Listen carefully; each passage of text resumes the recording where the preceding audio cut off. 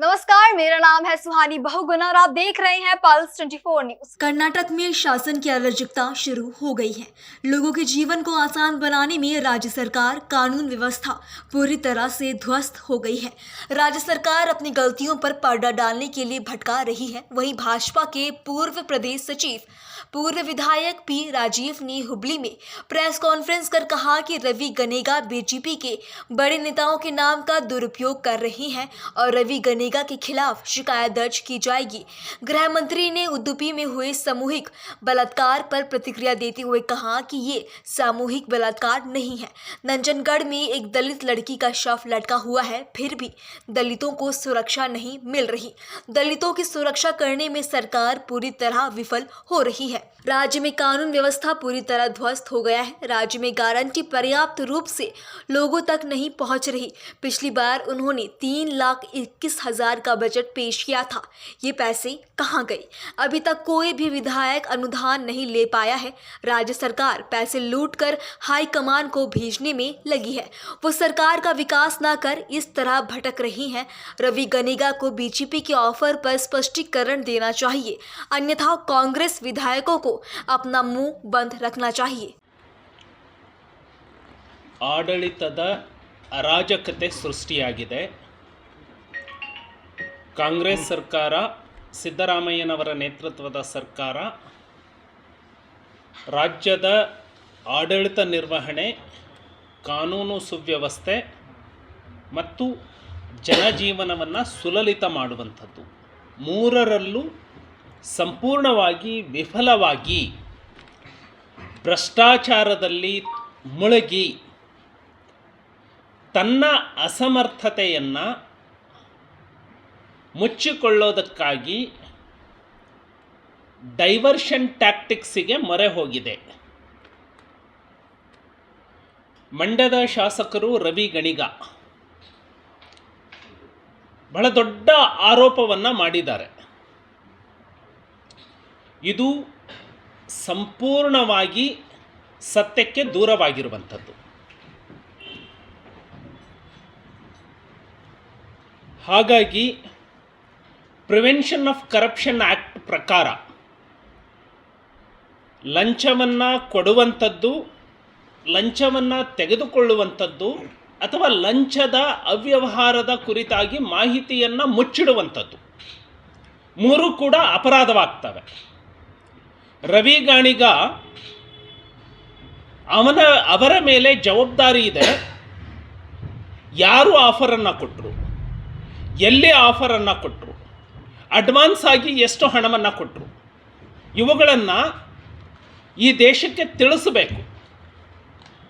ಹಾಗಾಗಿ ಇಂತಹ ಎಲುಬಿಲ್ಲದ ನಾಲಿಗೆ ಅಂತ ಹೇಳಿ ತಮ್ಮ ನಾಲಿಗೆಯನ್ನು ಹರಿಬಿಡೋದಕ್ಕೆ ಕಾಂಗ್ರೆಸ್ಸಿನ ಶಾಸಕರು ಏನು ಕೆಲವೊಂದು ಸಚಿವರ ಕೈಗೊಂಬೆಗಳ ರೀತಿ ವರ್ತನೆಯನ್ನು ಮಾಡ್ತಾ ಇದ್ದಾರೆ. ಇದನ್ನು ಭಾರತೀಯ ಜನತಾ ಪಕ್ಷ ಉಗ್ರವಾಗಿ ಖಂಡಿಸುತ್ತೆ.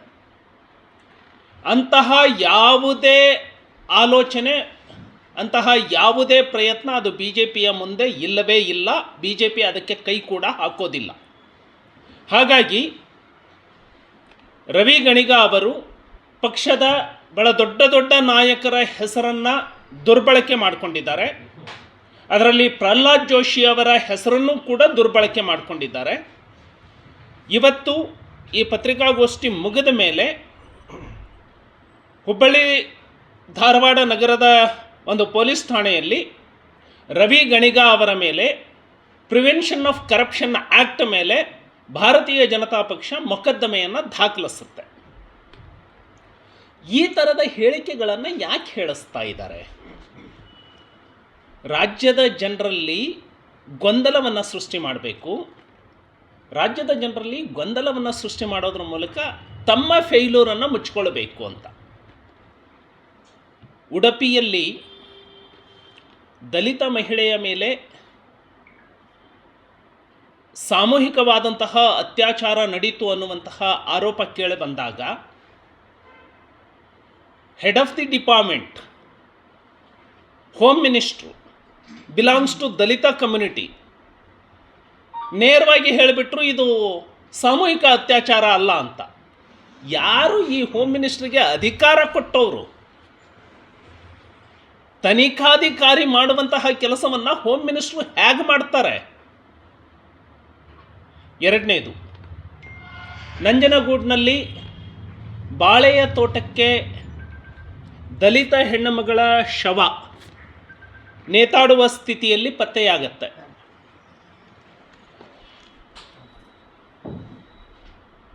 ಆ ಭಾಗದ ಸಂಸದರು ದಲಿತರು, ಆ ಜಿಲ್ಲೆಯ ಉಸ್ತುವಾರಿ ಸಚಿವರು ದಲಿತರು. ದಲಿತ ಹೆಣ್ಣುಮಗಳ ಶವ ನೇತಾಡುತ್ತೆ ಅಂದರೆ ಈ ರಾಜ್ಯದಲ್ಲಿ ದಲಿತರಿಗೆ ರಕ್ಷಣೆಯನ್ನು ಕೊಡುವಲ್ಲಿ ಈ ಸರ್ಕಾರ ಸಂಪೂರ್ಣವಾಗಿ ಸೋತು ಹೋಗಿದೆ. ಪರಮೇಶ್ವರ್ ಅವರ ಕಣ್ಣು ಮುಖ್ಯಮಂತ್ರಿಯ ಕುರ್ಚಿಯ ಮೇಲೆ ಇದೆ. ಮುಖ್ಯಮಂತ್ರಿ ಆಗಲಿಕ್ಕಾಗಿ ದಲಿತ ಟ್ಯಾಗ್ ಲೈನನ್ನು ಬಳಸ್ತಾರೆ. ದಲಿತರನ್ನು ರಕ್ಷಣೆ ಮಾಡೋದಲ್ಲಿ ತನ್ನ ಬದ್ಧತೆಯನ್ನು ಡಾಕ್ಟರ್ ಪರಮೇಶ್ವರ್ ಅವರು ತೋರಿಸೋದಿಲ್ಲ. ಉಪಮುಖ್ಯಮಂತ್ರಿ ಇರುವಂತಹ ರಾಮನಗರ ಜಿಲ್ಲೆಯಲ್ಲಿ ದಲಿತ ಯುವಕನ ಕೈಯನ್ನು ಕಡಿದಿದ್ದಾರೆ. ಯಾವ ಕಾಂಗ್ರೆಸ್ಸಿನ ನಾಯಕರು ಕೂಡ ದಲಿತರ ಮೇಲೆ ಯಾಕೆ ಇಷ್ಟು ಹೆಚ್ಚು ಪ್ರಕರಣಗಳು, ಹಲ್ಲೆಗಳು ದಾಖಲಾಗ್ತಾ ಇದ್ದಾವೆ ಅಂತ ಹೇಳಿ ಯೋಚನೆ ಮಾಡೋದಿಲ್ಲ. ಸೊ ಹುಬ್ಬಳ್ಳಿಯಲ್ಲಿ ನಡೆದಂತಹ ನೇಹಾ ಹತ್ಯೆ ಪ್ರಕರಣ ಮಾಸೋದಕ್ಕೆ ಮುಂಚೆನೇ ರಾಜ್ಯಾದ್ಯಂತ ಮಹಿಳೆಯರ ಮೇಲೆ ಅತ್ಯಾಚಾರ ಪ್ರಕರಣಗಳು, ಸಾಮೂಹಿಕ ಅತ್ಯಾಚಾರದಂತಹ ಪ್ರಕರಣಗಳು ಹೆಚ್ಚು ಆಗ್ತಾ ಇದ್ದಾವೆ. ಅಂದರೆ ಕರ್ನಾಟಕದಲ್ಲಿ ಕಾನೂನು ಸುವ್ಯವಸ್ಥೆ ಸಂಪೂರ್ಣವಾಗಿ ಕುಸಿದು ಹೋಗಿದೆ. ರೇಟನ್ನು ಏರಿಸಲಿಕ್ಕೆ ಈ ರಾಜ್ಯದಲ್ಲಿ ಇನ್ನು ಯಾವುದೂ ಉಳಿದಿಲ್ಲ. ಮಾನ್ಯ ಉಪಮುಖ್ಯಮಂತ್ರಿಗಳಾದಂತಹ ಡಿ ಕೆ ಶಿವಕುಮಾರ್ ಅವರು ನೀರಿನ ದರವನ್ನು ಏರಿಸಿ ಬೆಂಗಳೂರಿನ ಜನತೆಗೆ ಅತ್ಯಂತ ಹಗುರವಾಗಿ ಮಾತನಾಡಿದ್ದಾರೆ. ಕಾವೇರಿ ತೀರದ ಜನತೆ ಇವರನ್ನು ಉಪಮುಖ್ಯಮಂತ್ರಿ ಮಾಡಿದ್ದಲ್ಲದೆ ಇವರಿಂದ ಬಯಸ್ಕೊಂಡು ಜೀವನವನ್ನು ಅನುಭವಿಸಬೇಕಾಗಿದೆ. ಗ್ಯಾರಂಟಿಗಳನ್ನು ಹೇಳ್ಕೊಂಡು ಬಂದಿದ್ದು ಸಮರ್ಪಕವಾಗಿ ಎಲ್ಲರಿಗೂ ಗ್ಯಾರಂಟಿಯನ್ನು ಮುಟ್ಟಿಸ್ತಾ ಇಲ್ಲ. ಕೇವಲ 30% ಜನರಿಗೆ ಮಾತ್ರ ರೊಟೇಷನ್ ವೈಸು ಮುಟ್ಟಿಸ್ತಾ ಇದ್ದಾರೆ. ಹಾಗಾಗಿ ತೀವ್ರವಾದಂತಹ ಬೆಲೆ ಏರಿಕೆ, ಗ್ಯಾರಂಟಿಯನ್ನು ಎಲ್ಲರಿಗೂ ಮುಟ್ಟಿಸುವಲ್ಲಿ ಸರ್ಕಾರದ ವೈಫಲ್ಯ, 1.5 ವರ್ಷದಲ್ಲಿ ಒಂದೇ ₹1 ಅಭಿವೃದ್ಧಿ ಕೆಲಸಗಳು ಇಲ್ಲ. ಕಳೆದ ಬಾರಿ 3,21,000 ಕೋಟಿಯ ಬಜೆಟನ್ನು ಕೊಟ್ಟರು. ಗ್ಯಾರಂಟಿಗೆ ಇಟ್ಟಿದ್ದು ಬರೀ 38,000. ಬೆಂಕಿ ಇಲ್ಲದೆ ಹೊಗೆನೇ ಆಡೋದಿಲ್ಲ. ಇಲ್ಲಿ ಹೊಗೆನೂ ಇಲ್ಲದೆ ಮೋಡವನ್ನೇ ತೋರಿಸಿ ಹೊಗೆ ಅಂತ ಹೇಳಿ ಸೃಷ್ಟಿ ಮಾಡ್ತಾ ಇದ್ದಾರೆ. ಇಲ್ಲಿ ಹೊಗೆ ಕೂಡ ಇಲ್ಲ.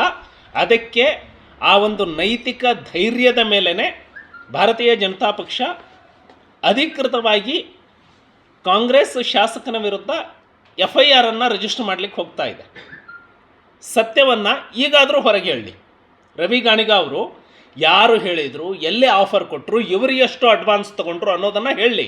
ಇಲ್ಲ ಅಂದರೆ ಕಾಂಗ್ರೆಸ್ಸಿನ ಎಲ್ಲ ಶಾಸಕರು ಬಾಯಿ ಮುಚ್ಕೊಂಡು ಮೂಲೆಯಲ್ಲಿ ಬಿದ್ದಿರಬೇಕು ಅಂತ ಹೇಳಿ ಸಲಹೆ ಕೊಡ್ತಾನೆ. ಅಲ್ಲ, ಎಷ್ಟೇ ದೂರು ಕೊಟ್ಟರು ಒಂದು ಪ್ರಕರಣದ ಮೇಲೆ ಒಂದೇ FIR ಆಗಬೇಕು ಕಾನೂನು ಪ್ರಕಾರ. ಬರೀ ಕೇವಲ ಇಲ್ಲೇ ಸರ್ ಪ್ರೆಸ್ ಮೀಟಲ್ಲಿ ಅಭಿವೃದ್ಧಿ ಎಲ್ಲಿ ಸಹಿತ ನೀವು ಕೇಂದ್ರದಿಂದ ಎಷ್ಟು ತೊಗೊಂಬಂದ್ರಿ? ಉದಾಹರಣೆ ಧಾರವಾಡ ಜಿಲ್ಲೆ, ಬೆಳಗಾವಿ ಜಿಲ್ಲೆ, ಇನ್ನೊಂದು ಬೆಳಗಾವಿ ಜಿಲ್ಲೆ, ಬೆಳಗಾವಿ ಎಷ್ಟು ಬೆಳೆ ವಿಮೆ ಕೊಡಿಸಿದ್ರಿ?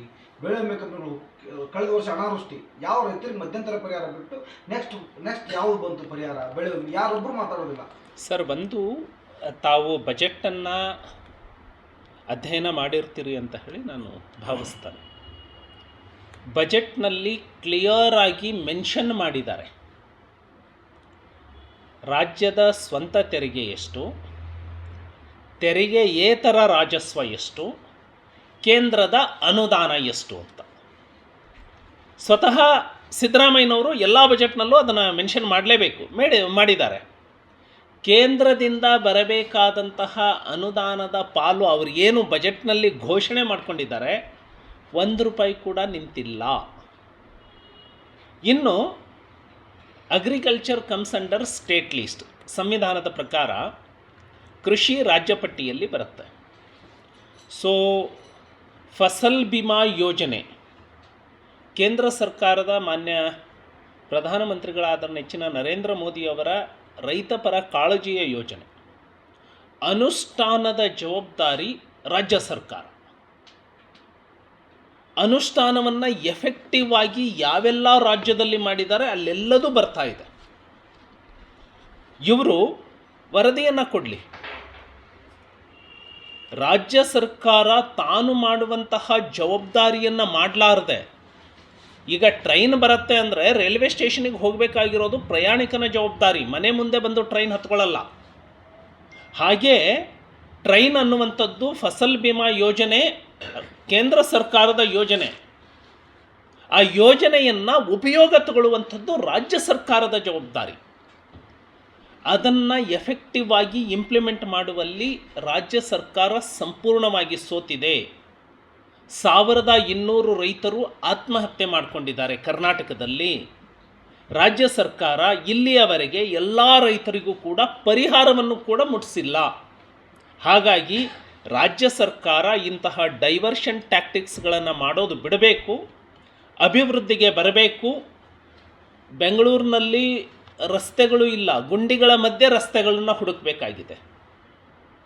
ಕರ್ನಾಟಕ ರಾಜ್ಯದ ವಿಶೇಷವಾಗಿ ಉತ್ತರ ಕರ್ನಾಟಕ, ಕಲ್ಯಾಣ ಕರ್ನಾಟಕ ಸಂಪೂರ್ಣವಾಗಿ ನೆಲಕಚ್ಚಿ ಹೋಗಿದ್ದಾವೆ.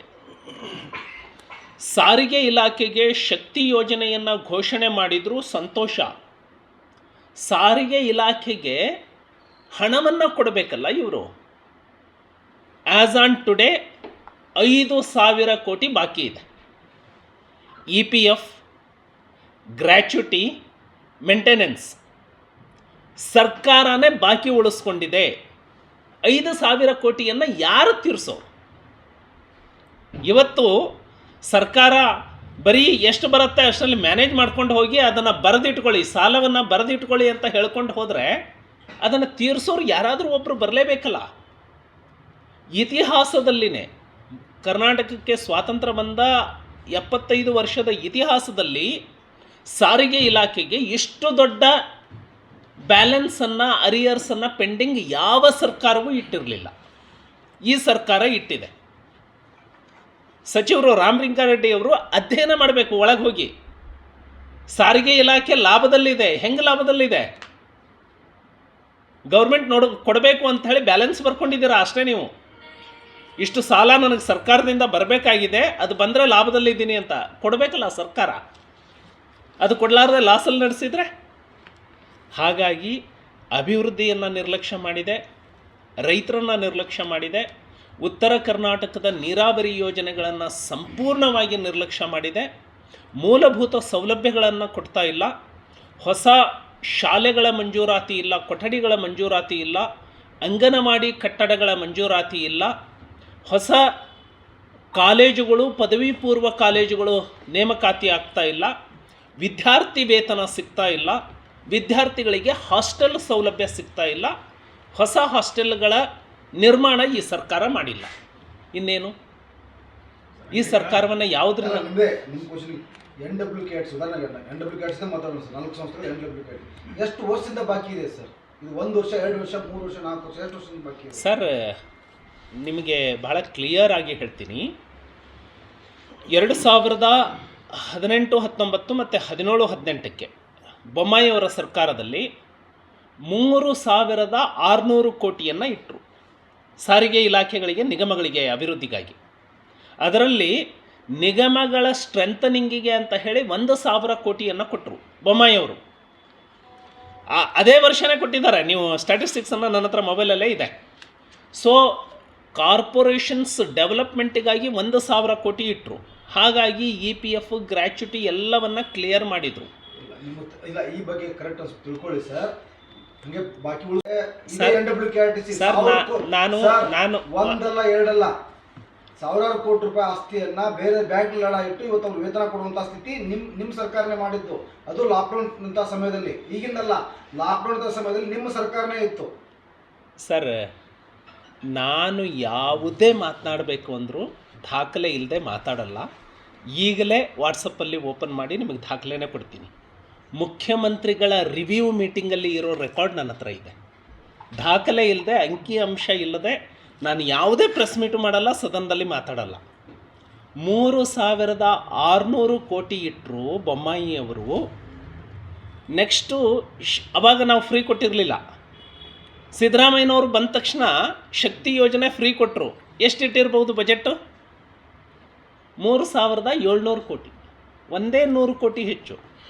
ಹಾಗಿದ್ದರೆ ನಾವು 3600 ಕೋಟಿ ಇಟ್ಟು ನಾವು ಫ್ರೀ ಕೊಡೋಕ್ಕಾಗಲಿಲ್ಲ. ಇವರು 3700 ಕೋಟಿಯಲ್ಲಿ ಹೆಂಗೆ ಫ್ರೀ ಕೊಟ್ಟರು? ಹೆಂಗೆ ಕೊಟ್ಟರು ಅಂದರೆ, ನಾವು ಕೊಟ್ಟಿದ್ವಲ್ಲ ಕಾರ್ಪೊರೇಷನ್ ಡೆವಲಪ್ಮೆಂಟಿಗೆ ದುಡ್ಡು ಕೊಟ್ಟಿದ್ವಿ, ಕೊಟ್ಟಿದ್ವಿ. ಇವರು ಅದನ್ನು ಯಾವುದನ್ನು ಮುಂದುವರಿಸಲಿಲ್ಲ. ಇವರು ಕೇವಲ ಡೀಸೆಲ್ ಹಾಕ್ಕೊಳ್ಳಿ, ಬ್ಯಾಲೆನ್ಸ್ ಎಲ್ಲವನ್ನ ಹಂಗೆ ಇಟ್ಕೊಳ್ಳಿ ಅಂತ ಹೇಳಿ. ಇಲ್ಲೇ ಇದೆ, ಈಗಲೇ ಓಪನ್ ಮಾಡ್ತೀನಿ, ಎಕ್ಸಾಕ್ಟ್ ನಂಬರನ್ನು ಹೇಳ್ತೀನಿ, ಏನು ತೊಂದರೆ ಇಲ್ಲ.